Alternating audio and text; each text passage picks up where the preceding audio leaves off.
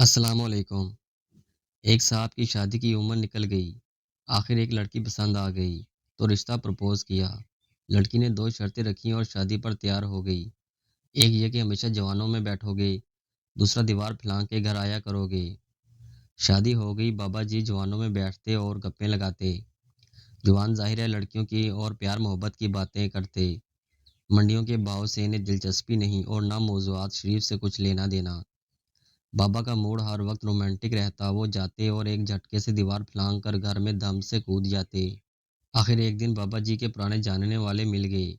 وہ انہیں گلے شکوے کر کے اور گھیر گھار کے اپنی پنڈال چوکڑی میں لے گئے۔ اب وہاں کیا باتیں ہونی تھیں۔ یار، گھٹنوں کے درد سے مر گیا ہوں، بیٹھ کر نماز پڑھتا ہوں۔ میری تو بھائی جان ریڑھ کی ہڈی کا موہرا کھل گیا ہے، ڈاکٹر کہتا ہے جھٹکا نہ لگے۔ یار مجھے تو نظر ہی کچھ نہیں آتا، کل پانی کی بجائے مٹی کا تیل پی گیا تھا، ڈرپ لگی ہے تو جان بچی ہے۔ بابا جوں جوں ان کی باتیں سنتا گیا تو اس کا مورال زمین پر گرتا گیا۔ جب ٹھیک پتال میں پہنچا تو مجلس برخاست ہو گئی اور بابا گھسیٹتے پاؤں کے ساتھ گھر کو روانہ ہوا۔ گھر پہنچ کر دیوار کو دیکھا تو گھر کی دیوار کی بجائے دیواریں چین لگی۔ ہمت نہ پڑی کودنے کی، کہیں بابے پھجے کی طرح چوک نہ نکل آئی۔ آخر ماڈل تو دونوں کا ایک ہی تھا۔ بابا نے کنڈا کھٹکھٹایا، کھٹ کھٹ۔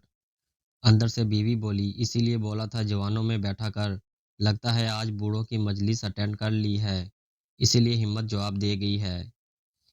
نتیجہ: انسان بوڑھا نہیں ہوتا، مجلس بوڑھا کر دیتی ہے۔ ماہرین نفسیات لکھتے ہیں کہ معلم اسی لیے جلدی بوڑھے نہیں ہوتے کیونکہ وہ بچوں کی مجلس میں رہتے ہیں، یوں وہ ماحول ان پر ٹائم اینڈ اسپیس کے اثرات کو نیوٹرل کر دیتا ہے۔ ویڈیو اچھی لگے تو چینل کو سبسکرائب ضرور کر دیں، شکریہ۔